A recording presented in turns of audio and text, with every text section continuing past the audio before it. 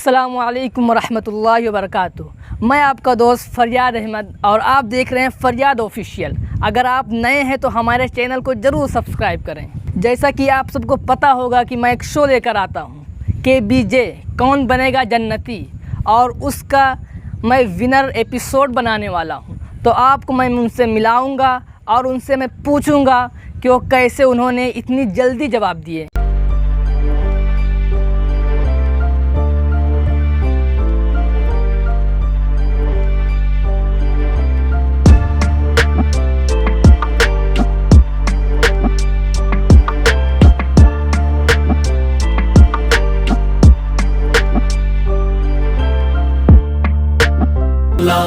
अल्लाहु अकबर अल्लाहु अकबर ला इलाहा इल्लल्लाह अल्लाह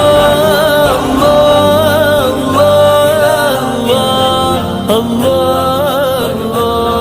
अल्लाह।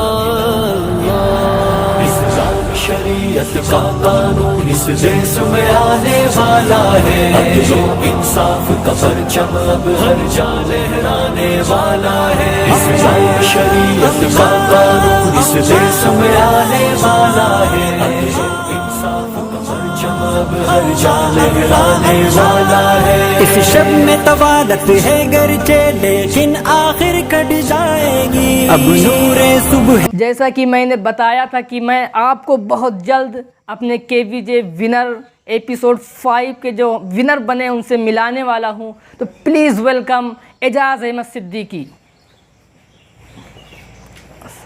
अस्सलाम वालेकुम। वालेकुम अस्सलाम। सुबह नो होगा और हर जुल्मत छट जाएगी। ताबूत का हर एक हरबा अब राहेगा जाने वाला है। अब जो इंसाफ का परचम अब हर जगह लहराने वाला है। इस जान शरीयत का कानून इस देश में आने वाला है। अब जो इंसाफ का परचम अब हर जगह लहराने। तो आज फाइनली हम उनसे मुलाकात करने आ चुके हैं। अस्सलामु अलैकुम वरहमतुल्लाहि वबरकातुहू। वालेकुम अस्सलाम वरहमतुल्लाहि वबरकातुहू। तो जैसा कि हमने आपसे बताया था कि मैं बहुत जल्द अपने KBJ विनर से मुलाकात करने वाला हूं, तो फाइनली आज वक्त आ गया है कि हमारे सामने वो खड़े हैं। तो आइए इनसे हम मालूम करते हैं। पहले आप कई वीडियो में भाग ले चुके हैं, हमने अपने व्हाट्सएप पर चेक किया तो आप ही थे जो तकरीबन 3 या 4 एपिसोड में आपने जवाब दिया था, और उसमें आपसे 1 या 2 जगह गलती भी हो गई थी।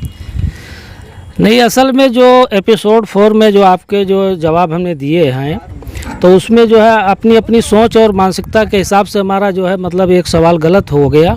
वो आपके हिसाब से गलत था, लेकिन जो हम दूसरे अपने सोच के हिसाब से दिए थे इसलिए वो गलत हो गया था। और फिर हम जो है दोबारा फिर जो आपके एपिसोड 5 में जो है सबसे पहले ट्राई किए और हमारा नाम आया। इसके लिए ये हमारी खुशनसीबी है और इसके लिए हम आपके चैनल को और आपको जो है शुक्रगुजार हैं इसके लिए। तो दोस्तों हम आ चुके हैं अपने KBJ के पास, और आप देख सकते हैं बहुत ही अच्छी लोकेशन है। यहाँ पीछे जो बहुत बड़ी तालाब है और हमने आपको दिखाया होगा इसके अंदर बहुत सारी अच्छी अच्छी लोकेशन। तो आइए, टाइम बहुत कम बचा है और हम अपने सारे सवालों के जवाब अपने विनर जो 5 एपिसोड के विनर हैं उनसे बात करके सारे सवालों के जवाब। अस्सलामु अलैकुम। और KBJ में आपके इस एपिसोड में जितने भी लोग हमको देख पा रहे हैं, हम सभी से बताना चाहेंगे कि मुसलमान होने के नाते हमको इतनी जानकारी ज़रूर होना चाहिए अपने मज़हब के बारे में कि हमारे जो मान कर चलिए 1.25 लाख अंबिया इकराम इस दुनिया में आए, लेकिन सभी के बारे में डिटेल्स नहीं पता हैं, लेकिन जो मेन हैं तो उनके बारे में जानकारी रखते हैं और उसमें हमको मज़ा भी आता है और एक दीन की समझ के लिए उसकी जानकारी हम रखते हैं। हालांकि हम शुरुआती पढ़ाई जो हमारी हुई वो जो है अरबी से और उर्दू से ताल्लुक़ नहीं रखती है, लेकिन जो है एक मुसलमान होने के नाते और अपने दीन के जो जानकारी हासिल करने के लिए हमने बहुत सी किताबें पढ़ी, बहुत सी चीज़ें पढ़ी जो हिंदी मीडियम में भी हैं, इंग्लिश मीडियम में भी हैं। वहाँ से हमको ये सब जानकारियाँ मिली। जैसा कि मैंने आपसे बताया था कि जब हम मुलाकात करेंगे तो उनसे सवाल भी पूछेंगे ताकि हमको मालूम हो सके कि ये गूगल के मदद से तो सवाल नहीं बताते हैं। तो इसलिए हमारे वीडियो का जो पहला सवाल था कि दुनिया में ऐसी कौन सी जगह है जहां रोशनी एक बार गई है और अब क़यामत तक न जाएगी। तो आइए हम इनसे मालूम करते हैं। देखिए, ये वाक़या जो है हज़रत मूसा अलैहिस्सलाम का है। और जब बनी इसराइल पर जो है जुल्म होने लगा तो अल्लाह पाक की तरफ से हुक्म आया कि इस जो है मिस्र को छोड़ करके और आप लोग जो है मतलब दूसरी जगह शिफ्ट हो जाइए और अपनी बस्ती खुद की बना लीजिए। तो इसके लिए मूसा अलैहिस्सलाम को हुक्म हुआ कि जो है आप जो है दरिया को पार करके और चले जाइए। मूसा अलैहिस्सलाम जब हुक्म के मुताबिक जो है दरिया के करीब पहुँचे तो मूसा अलैहिस्सलाम की जो कौम थी उसने कहा कि आपने हमको कहाँ ला के फंसा दिया, आगे कोई रास्ता नहीं है, पीछे फ़िरौन का लश्कर आ रहा है हमारा पीछा करते हुए। फिर अल्लाह पाक की तरफ से हुक्म हुआ कि मूसा तुम्हारे हाथ में जो आसा है उसको इस पानी पे मारिए। हज़रत मूसा अलैहिस्सलाम ने जो है उसको जो है आसा को पटका तो वहाँ पर रास्ता बन गया। जब रास्ता बन गया तो उनकी जो कौम थी उस रास्ते से कहा कि चलिए। तो मूसा अलैहिस्सलाम की कौम में भी गुटबंदियाँ थीं, उनके कई कबीले थे, 12 कबीले के लोग थे उसमें। तो 12 कबीलों के जब लोग थे तो उन्होंने कहा कि नहीं, हम 12 कबीले के लोग हैं, एक रास्ते से नहीं जाएंगे। इस पर मूसा अलैहिस्सलाम ने जो है फिर जो है 12 जगह पर अपना आसा पटका और 12 रास्ते जो है बनकर तैयार हुए। उन 12 रास्तों से जो है मूसा अलैहिस्सलाम की कौम जो है दरिया पार किया। तो जब दरिया पार किया उस समय जब पानी हटा तो उस समय जो है दरियाए नील में पहली बार सूरज की रोशनी पड़ी थी। और उसके बाद में जब वो पानी मिल गया तो अब जो है क़यामत तक जो है उसमें रोशनी सूरज की नहीं पड़नी है। कि हमको पहले सवाल का जवाब मिल चुका है।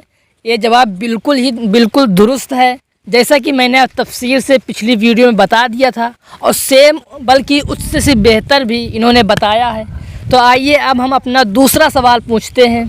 और हमारा पिछली वीडियो में जो हमने सवाल किया था, सेकंड सवाल ये था कि किस सहाबी को फरिश्तों ने गुस्ल दिया था। तो आइए हम मालूम करते हैं। देखिए, सेकंड सवाल में जो आपका ऑप्शन था उसमें हमने हज़रत हंज़ला रज़ी अल्लाह ताला अन्हु के बारे में जवाब दिया था।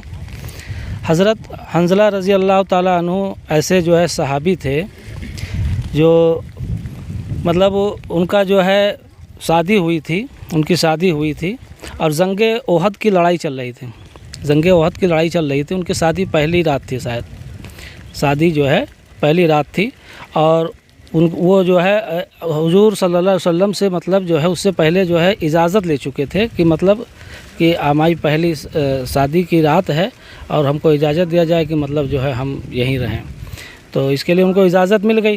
फिर जो है सुबह जब वो उठे तो गुस्ल की तैयारी कर रहे थे, गुस्ल की तैयारी कर रहे थे। तो गुस्ल की तैयारी के समय में किसी की आवाज़ सुनी कि जो है वहाँ पर जंग ओहद जो लड़ाई हो रही थी, जंग जारी थी, वहाँ पर उनके कान में आवाज़ ये आई कि जो है वहाँ पर मुसलमानों की शिकस्त हो रही है। ये बात सुनना हुआ कि उन्होंने अपना नहाना खारिज कर दिया, नहाना छोड़ दिया और जो है जंग के लिए निकल गए। जब जंग के लिए निकल गए तो गए वहाँ पर तो वहाँ शहादत मिल गई। जब शहादत मिली तो एक जो है ये होता है कि जो शहीद होते हैं ईमान की और इस्लाम के लिए जो है जो जंग के मैदान में शहीद होते हैं उनको गुस्ल नहीं दिया जाता है। तो जब उनकी शहादत हुई तो उसके बाद में जो है आप सल्लल्लाहु अलैहि वसल्लम ने देखा कि जो है फरिश्ते उनको गुस्ल दे रहे हैं।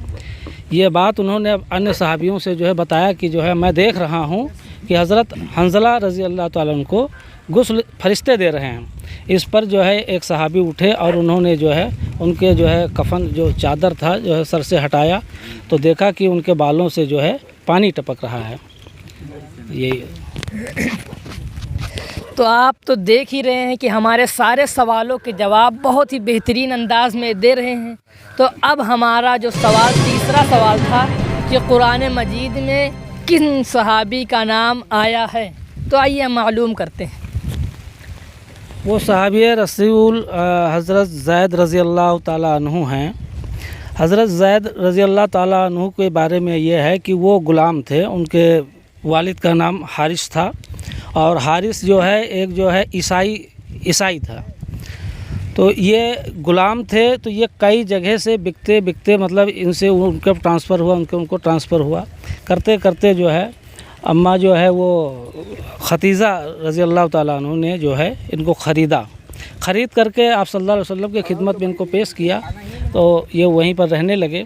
ये बात जब जो है कुछ समय के बाद जो है उनके हज़रत ज़ैद रज़ी अल्लाह ताला अन्हु के जो वालिद को जब पता चली, जो हारिस नाम था उनका, तो जब उनको पता चला तो उन्होंने जो है आप सल्लल्लाहु अलैहि वसल्लम की बारगाह में पेश हुए और कहा कि हमारे लड़के को आज़ाद कर दीजिए और जितना धन मांगा है आप उतना हम इसके बदले में दे सकते हैं, आप इसको आज़ाद कर दीजिए। तो आप सल्लल्लाहु अलैहि वसल्लम ने कहा कि ये बात जो है आप ज़ैद से ख़ुद पता करिए, अगर वो जाना चाहते हैं तो मैं कोई पैसा नहीं लूँगा, हम आज़ाद कर देंगे बिना पैसे के, कोई पैसा हमको नहीं चाहिए, वो जाना चाहते हैं तो ले जाओ, बेशक उनको ले जाओ। जब ये बात उन्होंने पता किया तो अब उनके वालिद ने उनसे कहा कि आप चलिए, आपको आज़ाद कर दिया है। तो कहा नहीं, अब हम जो है आपको छोड़ करके नहीं जाएंगे। इस पर उनके वालिद नाराज़ होकर चले गए। फिर जो है हज़रत ज़ैद रज़ी अल्लाह ताला अन्हु को जो है तो आप सल्लल्लाहु अलैहि वसल्लम ने उनको अपना मुँह बेला बेटा बना लिया और इसके बाद में लोग जो है उनको जो है हज़रत ज़ैद बिन जो है मोहम्मद के नाम से जानने लगे। धीरे धीरे ये बात आम होने लगी। फिर जो है एक ऐसा वाक़या आया, वो वाक़या अगर समय मिलेगा कभी तफसील से बताएंगे।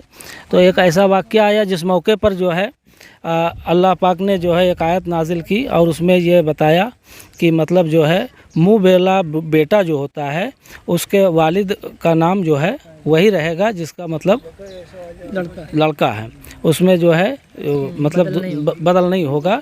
ये इस कानून को लागू करने के लिए कहिए या बताने के लिए अल्लाह पाक की तरफ से मतलब जो है ये फरमान जारी हुआ और इस प्रकार से उनका नाम जो है कुरान मजीद में आया है। तो आप देख ही सकते हैं कि तीसरे सवाल का जवाब भी हमें मिल गया है। बाकी हमारे 2 सवाल बचे, तो आइए उनके बारे में भी मालूम करते हैं। और चौथा सवाल हमारा ये था कि वो हिंदुस्तान के कौन से बादशाह हैं जिनको जंग में शहीद कर दिया गया। और हमने इसमें तमाम ऑप्शन दिए थे, बाबर बादशाह भी थे, सिराजुद्दौला बादशाह भी थे और टीपू सुल्तान रहमतुल्लाह भी थे और औरंगज़ेब रहमतुल्लाह भी थे। तो आइए हम मालूम करते हैं कि इन्होंने सही जवाब कैसे दिया। देखिए, ये हमारे इतिहास से इसको हम पढ़े हैं, मतलब ये एक तरफ से समझिए दीनी सवाल भी है और दुनियावी भी सवाल है। और ये तो आसान सा सवाल था। वो अंग्रेज़ों की जो है लड़ाई में शहीद हुए थे और वो टीपू सुल्तान ही थे मुस्लिम बादशाह जो अंग्रेज़ों की लड़ाई में जो है शहीद हुए थे। तो हमारे चौथे सवाल का भी जवाब मिल चुका है और अब हमारा लास्ट सवाल बचा है, जो कि लास्ट सवाल ये था कि किस बादशाह के ज़ेरे निगरानी में एक फतावा की किताब लिखी गई। और इसमें भी हमने 4 ऑप्शन दिए थे। तो आइए मालूम करते हैं कि इनको सही जवाब कहाँ से मालूम हुआ। देखिए हज़रत, इसमें ऑप्शन आपने केवल विकल्प दिया था, लेकिन विकल्प खाली थे, सभी खाली थे। और उसमें जो है जवाब खुद से देना था। विकल्प का कॉलम तो था लेकिन जो है आंसर नहीं थे कोई भी। ये आलमगीरिया जो लिखा गया, ये हज़रत औरंगज़ेब रहमतुल्लाह अलैह के ज़ेरे निगरानी में लिखा गया। इसमें तकरीबन जो है 500 उलमाओं ने जो है हिस्सा लिया। और ये एक तरफ से जो है जैसे मानकर चलिए संविधान लिखा जाता है, ये कानून को लेकर के उस समय के उनके मुताबिक जो कानून के लिए बनाई गई थी, वो एक तरह से समझ लीजिए कि संविधान उस समय का बनाया गया था, वही किताब है। तो आप देख ही सकते हैं कि हमारे सारे सवालों के जवाब मिल चुके हैं। तो इनको वक्त देने के लिए बहुत बहुत शुक्रिया। और आइए अब हम इनको देते हैं अपनी तरफ से KBJ गिफ्ट। तो आप देख चुके हैं कि हमारे सारे सवालों के जवाब मिल चुके हैं। तो अब बारी आई है गिफ्ट देने की।